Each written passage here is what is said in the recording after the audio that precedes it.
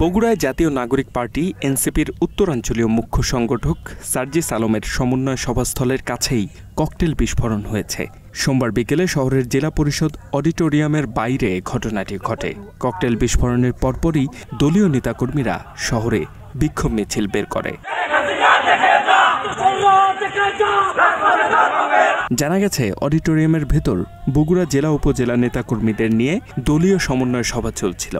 সভা চলাকালীন জেলা অডিটোরিয়াম চত্বরে দুটি ককটেল নিক্ষেপ করা হয়। এর মধ্যে একটি বিস্ফোরিত হয়, অন্যটি নিষ্ক্রিয় অবস্থায় উদ্ধার করে পুলিশ। এরকম একটা প্রোগ্রাম যা সাংগঠনিক ইন্টারনাল প্রোগ্রাম একটা অডিটোরিয়ামের ভিতরে হচ্ছে, সেখানেও যখন অডিটোরিয়ামের পাশে ককটেল বিস্ফোরণ হতে পারে, আমরা আমাদের জায়গা থেকে মনে করি যে বাংলাদেশের বর্তমান নিরাপত্তার সাথে সংশ্লিষ্ট অন্তর্বর্তীকালীন সরকারের যারা দায়িত্বে আছেন, স্বরাষ্ট্র মন্ত্রণালয় থেকে শুরু করে বিভিন্ন এজেন্সি যারা আছেন, তারা তাদের জায়গায় যতটুকু তাদের এখানে অ্যাক্টিভ থাকার কথা ততটুকু হয়তো তারা এখন থাকছেন না। কারণ তাদের কাছে এই তথ্যগুলো আমরা প্রত্যাশা করি এবং মনে করি যে এখনই যদি তারা এতটা আস্ফালন করতে পারে, তাহলে নির্বাচনকে সামনে রেখে তারা একটা অস্থিতিশীল পরিবেশ তৈরি করার চেষ্টা করবে। মাত্র 30% টাকায় জমির মালিক হয়ে নতুন বাংলাদেশের গড়ে তোলার স্বপ্ন দেখা বাংলা বসতি। বিস্ফোরণে কেউ হতাহত না হলেও এলাকায় আতঙ্ক ছড়িয়ে পড়ে।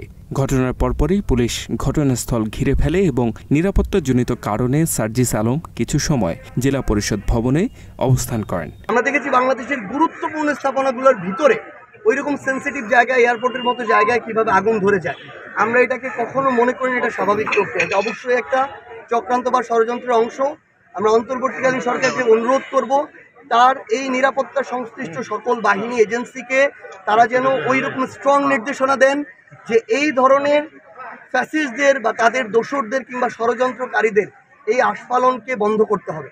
তাদের এটার জন্য যা ব্যবস্থা নেওয়া নিতে হবে, নাহলে এই দায় অবশ্যই তাদেরকে বহন করতে হবে। H M Ataullah, Bangla addition.